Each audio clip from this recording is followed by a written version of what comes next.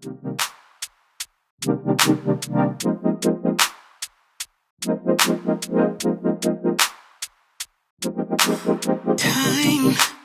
takes a toll on everyone, they say.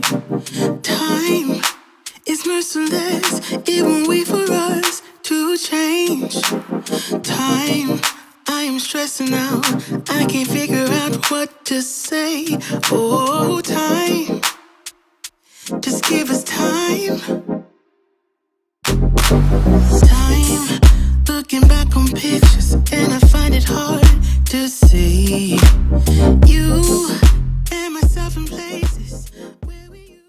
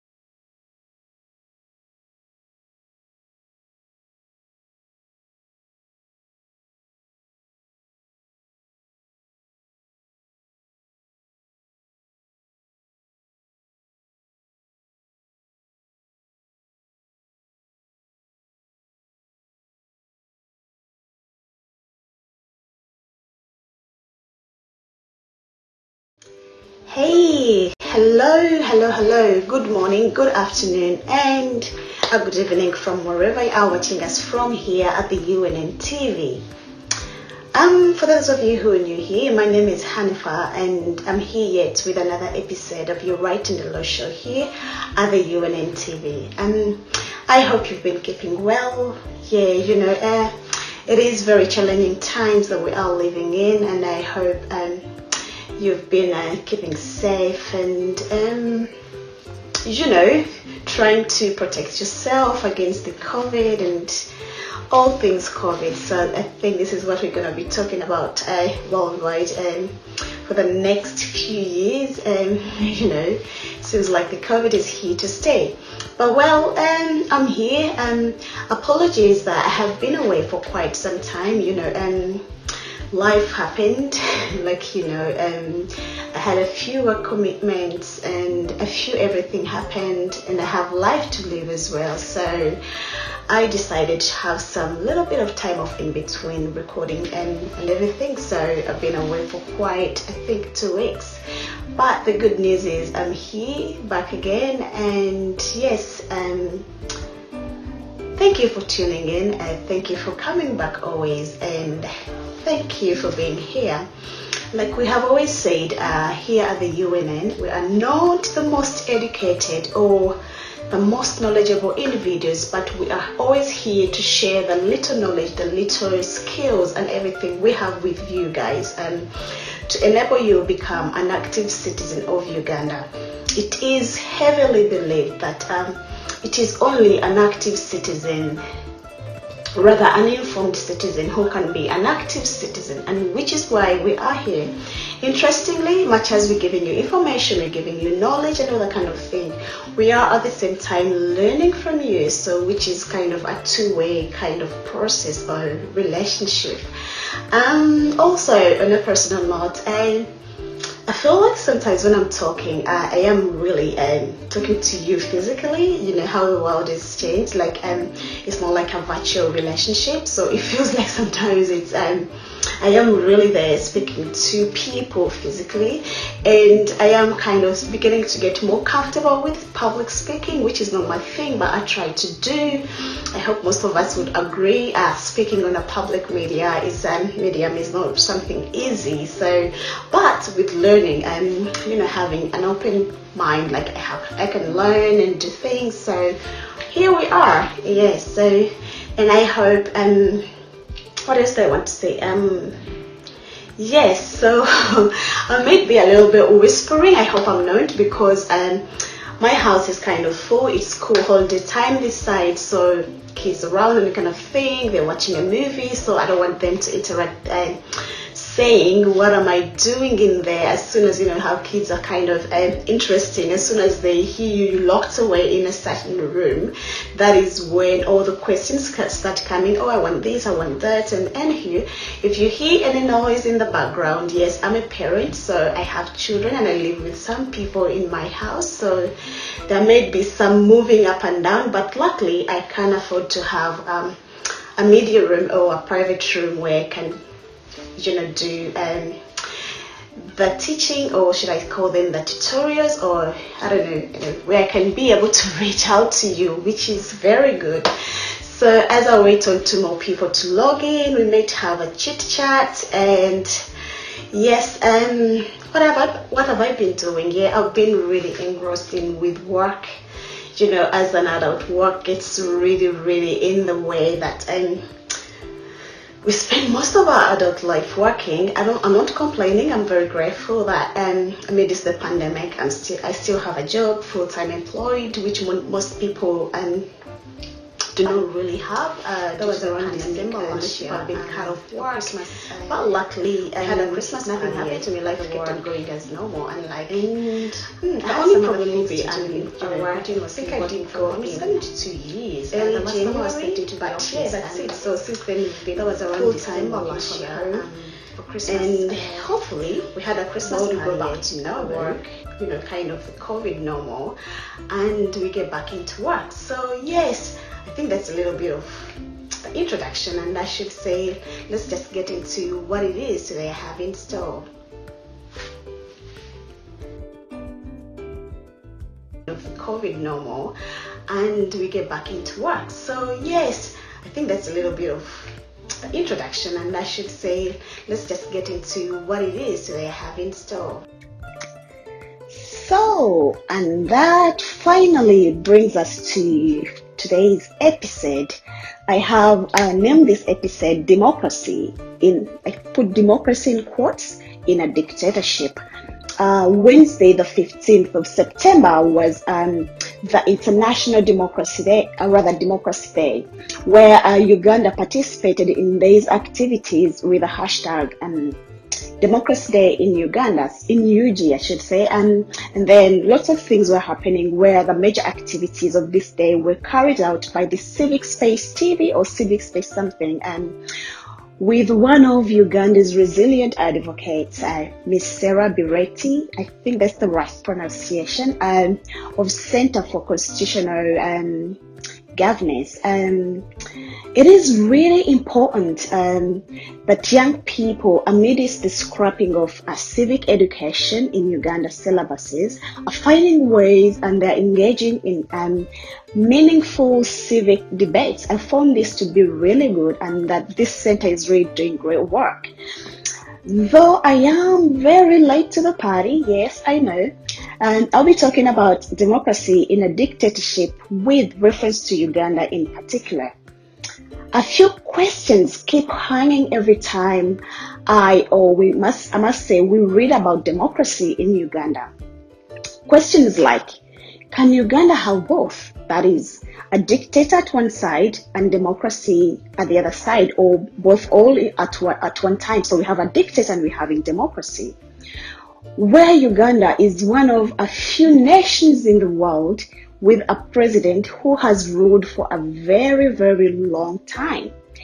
A ruler whose regime is older than most of us here. Yes, I think 35 years. But Uganda is perceived as a democratic country. Yes, interestingly. Today, I'll be exploring what democracy means. To start with, democracy literally means government by the people. The word democracy comes from the ancient Greek words demos, meaning the people, and kratos, meaning to rule. Democracy, a democratic country has a system of government in which the people have the power to participate in decision making. This essentially means that the supreme powers are vested in the hands of the people and are exercised by them directly or indirectly through a system of representation which involves periodic, free and fair elections. I must stress the point that each democracy is unique and works in different ways. Where in some democracies, citizens help make decisions directly by voting on laws and policy proposals. This is referred to as direct democracy.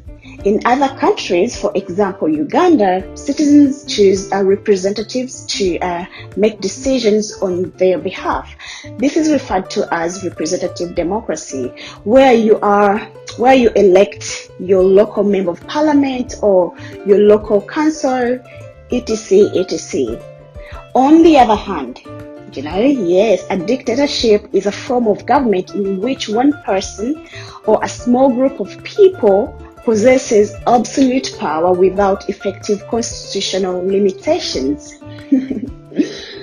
The perfect example I would give is the current government of the Republic of Uganda, where a group of, Bush war heroes have been ruling for, most of us have known, So, and then finally, this brings us to the key principles or the core principles of democracy, as I discussed, to see on a scale of 10, should I say, where does Uganda sit as a democratic country? An ideal democracy has its heart and the following core defining values, where there is freedom of election and being elected. Citizens have a chance. In a democracy, citizens have a chance, freedom, and a choice to participate in elections of people they want to represent them. Also, citizens have the freedom to be elected. This freedom is for all citizens, and elections are ideally free and fair with no limitations. No limitations, no violence or brutality, and no imprisonment. So, does this happen in Uganda? I don't think so. In an ideal democracy, there is freedom of assembly and political participation. This essentially means that an individual or a citizen can freely associate with a political party. The right to a peaceful assembly protects the rights of individuals and groups to meet for a common purpose or in order to exchange ideas and information, to express their views publicly and hold a peaceful protest. Is this the case in Uganda? Can people protest? Can people freely associate or subscribe to a political party without intimidation, without imprisonment, without harassment, without repercussions from the yellow regime? We keep these questions for a very much later discussion or a much more later insight. Further, in a democracy, there is freedom of speech, freedom of expression, and religious beliefs, where citizens take part in the conduct of public affairs by exerting influence through public debate and dialogue with their representatives or through their capacity to organize themselves. This participation is supported by ensuring freedom of expression and assembly and association. In order to ensure the full enjoyment of rights protected under Article 25 of the UN Charter, the free communication of information and ideas about public and political issues between citizens, candidates, and elected representatives is very, very essential. This implies a free press and other medias are able to communicate on public issues without censorship or restraint and to inform the public opinion. Is this the case in Uganda? Have you heard about how media houses are restricted on what they have to say, what they are supposed to report, or they risk their license being stripped off by the government or the regulatory body? The other principle of democracy is the rule of law. Here, the rule of law is that principle that both the government and the citizens know the law and ruled by it. So you have to know the law so that you are ruled by it. This means that the law applies to everyone regardless of their position or status. To make sure everyone knows the law and their rights, laws should be easy to understand and always enforced. So if there is a law, it's understood by a citizen and then it's enforced. Then the last principle of democracy and the other basic human rights, which I have discussed in my previous episodes. So that brings us to the question: what are the benefits of democracy in Uganda? Where Uganda is believed to be a democratic country. Winston Churchill once famously said, "Democracy is the worst form of government except for all those other forms that have been tried from time to time."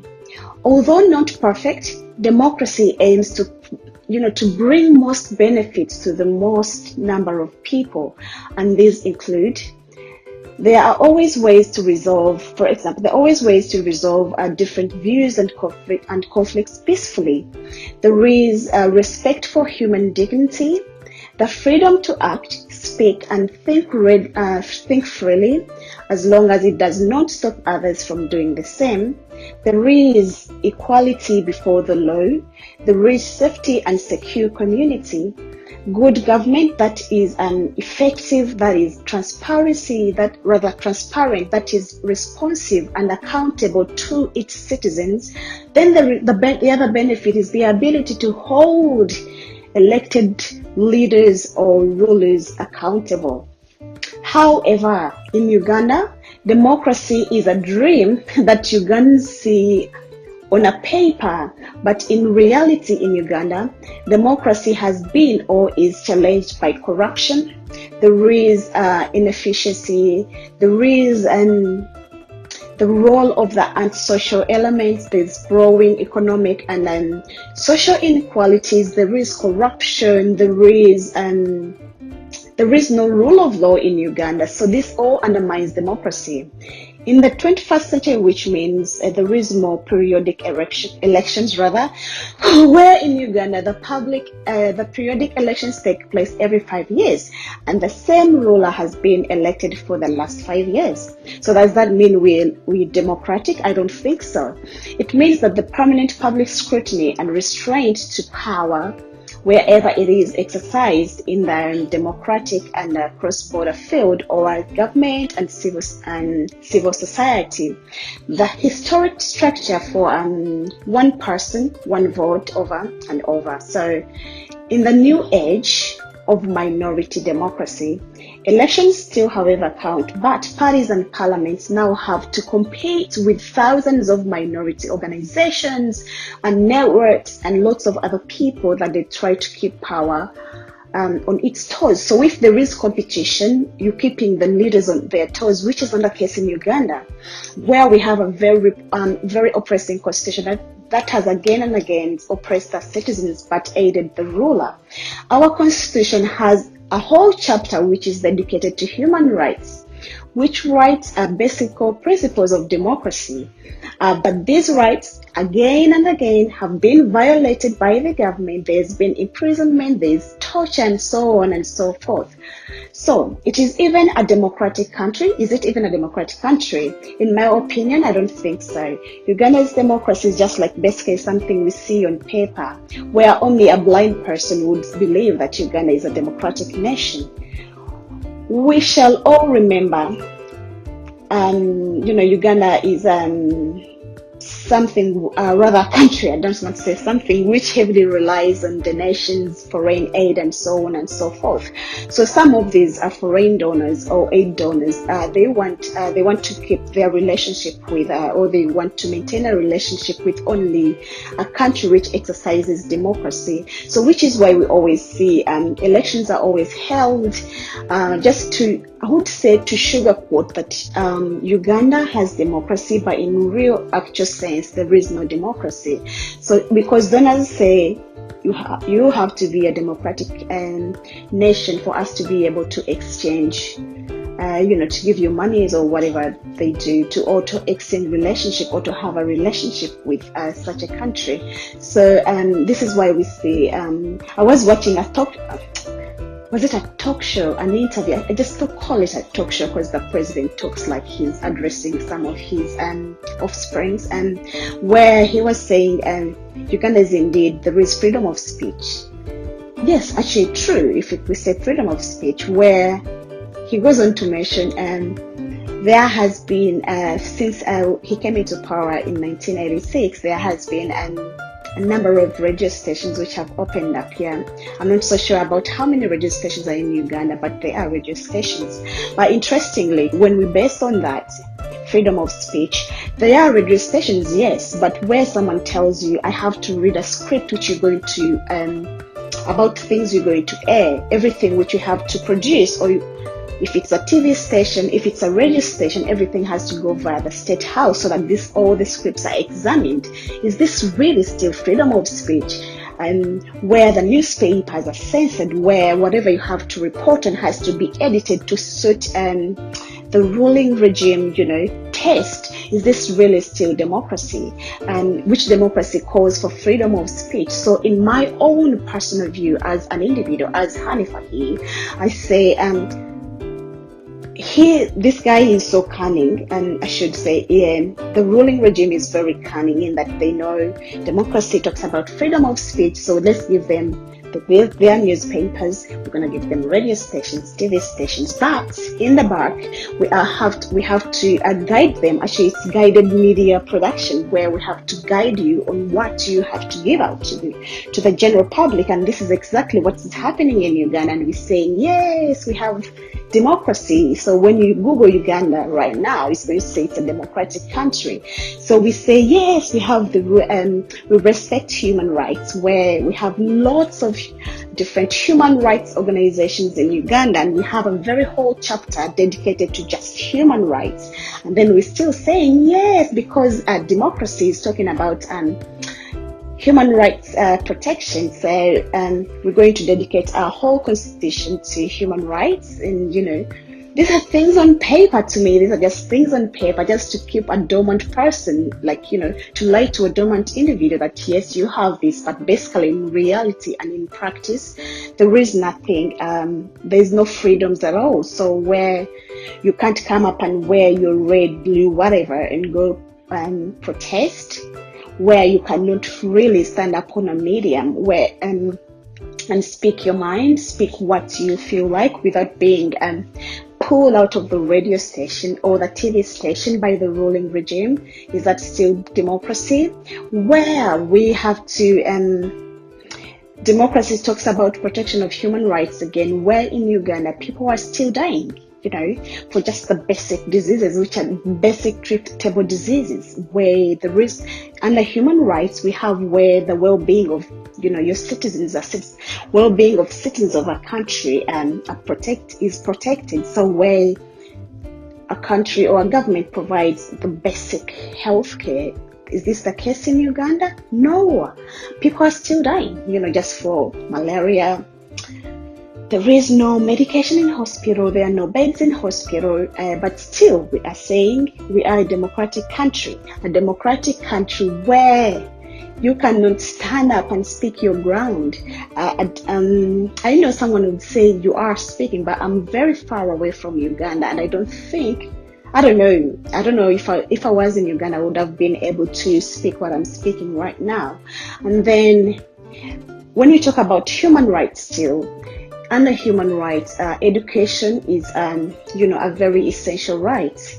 In Uganda, tell me right now how many people are able to go to school, or how many people are able to even read and write, how many people have access to education. Interestingly, right now it's coming to 2 years, schools are still closed, and with no hope of these schools being open, and still we're saying, yes, we are indeed a democratic country. Still, as I conclude today, democracy, it is something so that we can get rulers, the current ruler or the current regime is blinding Ugandans with to believe that there is democracy, but indeed, in all instances, I should say, there is nothing like democracy. We are sugarcoating it, so just say it is, and Uganda is a very, very rather dictator state. In a democracy where someone has stayed, or where someone has been a leader for 36 years, and we're still saying we are very democratic? No, I don't think so. So that brings us to the end of today's episode, where all the democracies we deserve as Ugandans who have suffered for the last 35 years or 36 years would be realized if we went through a very federal system of government, which leads me to say, if you haven't yet sent in through your form to ufcc at unn.com.au to view out your views, or rather air out your views, or give us your knowledge, expertise on what you feel about a federal, please do so. Until we catch again. Oh, also before I go, you can drop your comments in the comment sections below, or you can give me feedback at hello@unn.com. I always try to answer back, and thank you for always being here. Thank you for always coming to watch. I'll try to keep up and with the demand, trying to frequently be here every Sunday if life doesn't get in my way. Thank you very much. Until next time, inshallah. See ya. Bye.